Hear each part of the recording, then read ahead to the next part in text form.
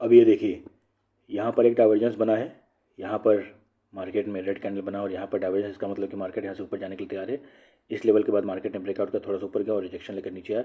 सबसे बड़ा डाइवर्जेंस का आप देख सकते हैं, यहाँ पर दिखा रहा है कि सपोर्ट मार्केट में बढ़ रहा है और यहाँ पर मार्केट नीचे जा रहा है। ये डाइवर्जेंस है और यहाँ से मार्केट ने अच्छा जंप लिया है।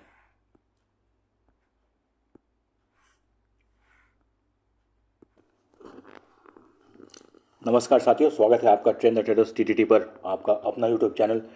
उम्मीद है कि आप लोग वीकेंड में काफ़ी एंजॉय कर रहे होंगे और मंडे के लिए अपनी अपनी स्ट्रेटजी बना चुके होंगे।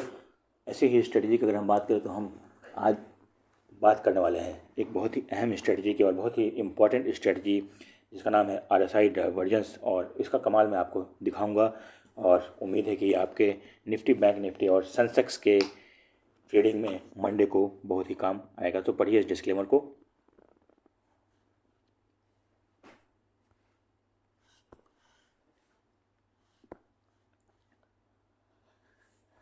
आपने पढ़ लिया होगा। देखिए दोस्तों, पिछली बार मैंने आपको एक सवाल पूछा था कि कैंडल पहले बनते हैं या फिर कैंडल बनने के बाद प्राइस मूव होता है। तो मेरा जवाब था कि पहले प्राइस मूव होता है, उसके बाद कैंडल बनते हैं। ऐसी ही एक बहुत ही हिडन सीक्रेट जो मार्केट में आपके स्ट्रेटजीज़ को बिल्डअप करने में बहुत अच्छी तरह से आपको मदद करती है, ये मैं बताने वाला हूँ आज, जिसका नाम है RSI डाइवर्जेंस। जी हाँ दोस्तों, ये RSI नहीं, ये RSI डाइवर्जेंस जिसको हम बोलते हैं। सबसे पहले RSI के बारे में आपको बता देता हूँ। RSI होता क्या है? RSI होता है रिलेटिव स्ट्रेंथ इंडेक्स, जिसका मतलब है कि मार्केट में स्ट्रेंथ कितनी चल रही है, इसका ये इंडेक्स होता है और ये बताता है कि मार्केट में स्ट्रेंथ ज़्यादा है या कम है।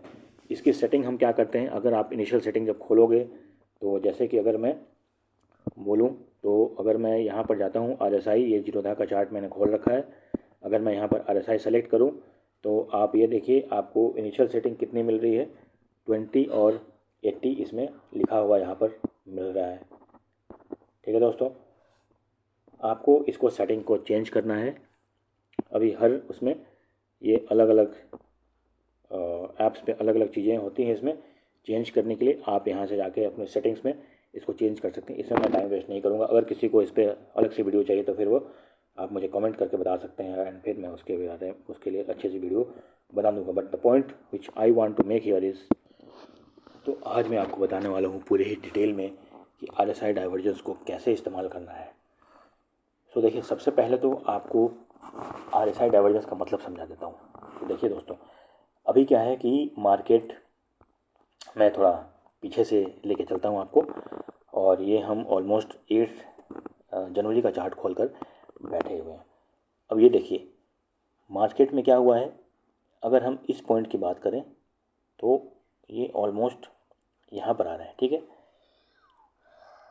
दोस्तों, मार्केट में क्या हुआ, ये रेड कैंडल बनी है, इसके बाद ये नीचे गया है, लेकिन ये और नीचे आया है। लेकिन क्या RSI इसके नीचे और आई है, यहाँ से नीचे नहीं गई है। ठीक है, सो उसके बाद RSI ने आपको क्या बोला कि यहाँ से मार्केट में स्ट्रेंथ बढ़ रही है। ठीक है, और इसके बाद ये देखिए लगातार ये ग्रीन ग्रीन ग्रीन दिखा रहा है आपको। ओके, नाउ सेकेंड पॉइंट पर हम चलते हैं कि इस पॉइंट पर देखिए, इस पॉइंट पर क्या हुआ, मार्केट यहाँ से टूटा और फिर यहाँ से ऊपर आया। ये आपका इसने RSI के पास भी बॉटम टच किया। नाउ जब स्ट्रेंथ बढ़ रहा है तो इस लेवल पर जाकर ये जो पिछला जो भी कंसोलिडेशन चल रहा होता है, अगर उसको ब्रेक कर देता है, जो अग्रेसिव ट्रेडर्स हैं वो क्या कर सकते हैं, जैसे डाइवर्जेंस बना हुआ यहाँ पर ट्रेड कर सकते हैं और फिर उसके बाद में वहाँ से उसको मोमेंटम अच्छा मिल सकता है। दूसरी चीज़, अगर आप RSI डाइवर्जेंस का इस्तेमाल करेंगे ट्रेंड के साथ में, यानी कि अगर मार्केट अभी जब नीचे गिर रहा है और नीचे के समय आपको कोई रेड में डाइवर्जेंस मिले, जो मैं आपको आगे दिखाऊंगा, तो फिर आपको इसमें बड़ी ट्रेड्स मिलने की संभावना रहती है। लेकिन ये आपको एक चीज़ जरूर समझा देता है कि अब मार्केट में आपको, अगर आपने ट्रेंड के साथ ट्रेड ली है तो आपको बुक कहाँ पर करना है, ये आपको बहुत ही clear cut indication RSI divergence से मिल जाता है। दूसरी चीज़, जब भी इस रेंज को अगर ब्रेक करे तो फिर उस पॉइंट पर फिर यहाँ से बहुत ही अच्छा ये मूवमेंट देने को तैयार रहता है। अगर हम फ्राइडे की बात करें तो इस पॉइंट पर जहाँ पे सबको लग रहा था कि मार्केट और ज़्यादा गिरेगा, तो आप देखिए कि आरएसआई ने आपको क्या बताया, आरएसआई डाइवर्जेंस ने क्या बताया कि मार्केट में ये क्या है, अभी बुलिश सिग्नल आने वाला है। और उसके बाद देखिए मार्केट में क्या हुआ है। सो ट्रेंड के साथ ही आपको ट्रेड लेने के लिए मदद करता है, और ट्रेंड के अपोजिट में अगर आपको देखना है तो आपको अपनी प्रॉफिट बुकिंग के लिए मदद करता है। ट्रेड एंड प्रॉफिट बुकिंग, ये दोनों में ही आपका मदद करता है। अब हम आगे चलते हैं, हम देखते हैं अगर ट्रेंड के साथ इसे ट्रेड करना है तो क्या कर सकते हैं। सो ये मैं आपके सामने ही अभी आपको एग्जांपल्स दिखाऊंगा और फिर देखिएगा इसका कमाल। अब ये देखिए दोस्तों कि अब यहाँ पर आप इसको डाइवर्जेंस कैसे समझेंगे। ये देखिए, ये यहाँ पर मार्केट है, ये यहाँ पर आरएसआई है। अब जो इसका दूसरा हाई बना है वो यहाँ पर है, लेकिन यहाँ पर क्या हो रहा है, नीचे गिर रहा है। तो क्या हुआ, ये तो ऊपर गया, कैंडल्स आपको दिखा रही है कि मार्केट ऊपर जा रहा है, लेकिन आरएसआई आपको दिखा रहा है कि स्ट्रेंथ घट रहा है। तो फिर अभी आपको करना क्या है, आपको ये जो लेवल्स हैं ये ब्रेक होने का वेट करना है, और ये आपको यहाँ पर क्या करना है, एंट्री बनानी है अपनी, और यहाँ पर आपको अपना एसएल रखना है। तो अगर आपने यहाँ पर एंट्री बनाई होगी और ट्रेंड के साथ अगर आपने ट्रेड ली होगी तो फिर देखिए यहाँ पर क्या हो रहा है। और जैसे ही आपको फिर से दूसरा, यहाँ पर देखिए जैसे ही आपको दूसरा डाइवर्जेंस मिलता है तो आप अपने ट्रेड को बुक कर सकते हैं। इस पॉइंट पर भी आप बोल सकते हो कि सर यहाँ भी दिखाई दे रहा है, लेकिन आप यहाँ पर क्या कर सकते हो, फिर आप अपने एसएल को एंट्री पॉइंट पर शिफ्ट कर सकते हो।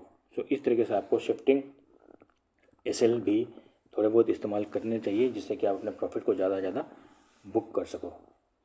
सो आई एक्सपेक्ट कि आप लोगों को आरएसआई डाइवर्जेंस का कंसेप्ट समझ में आया होगा, और इसे ट्रेड कैसे करना है ये भी आप लोगों ने बहुत ही अच्छे तरीके से समझा होगा। और ये सेटअप आपको हर रोज़ मिलेंगे। टाइम फ्रेम क्या रखना है, टाइम फ्रेम आप 5 मिनट्स का रखिए, तो आपको इसमें आपको छोटे छोटे ट्रेड्स मिलेंगे, और आप अपने दिन में कम से कम अपने कैपिटल का 5 to 10% इस कैपिटल से, इस स्ट्रेटजी से बना सकते हैं। अगर 5 to 10 नहीं तो एटलीस्ट 2 to 5% तो आप 100% इस स्ट्रेटजी से आराम से बना सकते हैं। और सेलर्स के लिए ये स्ट्रेटजी काफ़ी अच्छी काम करती है। सो ऑप्शन बायर्स और सेलर्स दोनों के लिए ये स्ट्रेटजी है, you must use this strategy. Like, share, subscribe और कमेंट करते रहिएगा, जिससे कि हमें प्रोत्साहन मिलता रहे। चलते हैं आगे। देखिए दोस्तों, तो अभी हम आ गए हैं निफ्टी 50 के चार्ट पर, और मंडे को मार्केट में क्या हो सकता है ये इसकी एक बार हम चर्चा ज़रूर कर लेंगे। देखिए अगर मैं आपको बात करूं कि अगर मैं बात करूं ग्लोबल मार्केट्स की, तो आप देख सकते हैं कि 10 जनवरी को मार्केट में ऑलमोस्ट कोई ख़ास घबराने वाली बात नहीं दिखी है। सो लेट्स होप कि मंडे को भी सेम ट्रेंड कंटिन्यू रहे। ओके, सो मंडे के लिए आपको लेवल्स देखिए। अभी तो मेरा ये मानना है कि मार्केट में ना अभी 150-200 पॉइंट रोज़ मूवमेंट मिलने की संभावना आपको रहेगी, क्योंकि कभी कुछ और न्यूज़ आएगा, कभी कुछ और न्यूज़ आएगा, कभी मार्केट गिरेगा, एफआईआई सेल करेंगे, डीआईएस बाय करेंगे। तो इतनी मूवमेंट अभी चलती रहेगी। अब कहाँ तक गिरेगा मार्केट, तो मेरा ये मानना है कि जो देखिए मैंने जो हाई से जो टारगेट्स दिए थे वो अभी टारगेट्स आ चुके हैं, लेकिन फिर भी अगर मार्केट यहाँ से 100-150 पॉइंट और नीचे यानी कि 25,500 तक चला भी जाए तो इसमें कोई वो नहीं होगा, लेकिन वहाँ से फिर बाउंस बहुत ये तेज़ मारने की संभावना है, क्योंकि ऐसे ऐसे भी move close to the budget market में एक बुलिश सेंटिमेंट और बुलिश मोमेंटम आने की संभावना रहेगी। नाउ आपको मंडे के लिए आपको क्या करना है, मंडे के लिए आपके लेवल होने चाहिए 25,650 से 25,730। इधर अगर तोड़े तो 25,800। आजकल तो टारगेट भी 60-70 पॉइंट के ऐसे ही मिल जा रहे हैं। एंड इधर आपके हो जाएंगे 25,580, और फिर 25,500 एक अच्छा खासा सपोर्ट देकर मार्केट को बाउंस करने की काबिलियत रखता है। यहाँ पर अगर गया तो फिर 870 तक मार्केट जा सकता है। सेंसेक्स में क्या लेवल ध्यान रखना है, 85,500 to 85। ये देखिए ये जो दोनों जो जोन बन रहा है ना, 85,700 इसके ऊपर ही आपको कुछ क्लियर मूव आएगा। अगर इधर आता है तो 200 पॉइंट और इधर आता है तो फिर आपको 200 पॉइंट और फिर आपको इधर 85,000 या फिर उधर 86,000 तक जाने की क्षमता मार्केट रखता है। बैंक निफ्टी पे चलते हैं।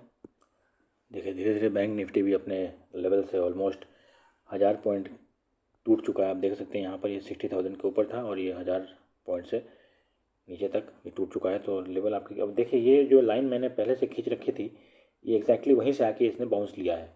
और ये ऐसा नहीं है कि ये मेरी आज की वीडियो में, आप पीछे की वीडियो में भी चेक कर सकते हैं, ये लाइन हमारी रहती है। तो इस तरह के लेवल्स को आपको ड्रॉ करके रखना पड़ता है सो दैट कि मार्केट कहाँ पे जाके बाउंस कर सकता है ये आपको पता रहे।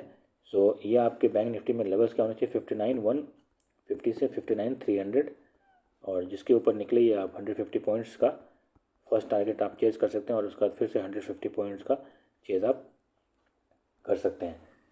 सो उम्मीद है दोस्तों मेरी आज के एनालिसिस से आपको कल यानी कि 11 जनवरी को ट्रेडिंग में फ़ायदा होगा और इस तरह के एनालिसिस आप भी सीख सकते हैं। अगर आप हमारे कोर्स को आज ज्वाइन करते हो तो आपको ये मिलेगा 199 रुपीज़ में और ये ऑफ़र जल्दी ही ख़त्म होना है क्योंकि यूनिवर्स का ऑफ़र चल रहा था। सो कॉन्टैक्ट करें हमें इस नंबर पर और शुरू करें अपनी ट्रेडिंग की जर्नी को, क्योंकि 2026 आगे आने वाले समय में बहुत ही एक्साइटिंग होने वाला है। और अगर आप अभी सीख लेते हो तो आपके अगले साल यानी कि ये पूरे साल आपके प्रॉफिट में जाएंगे। That is my assurance. So thanks for watching. Like share subscribe and comment please. Happy trading, happy learning.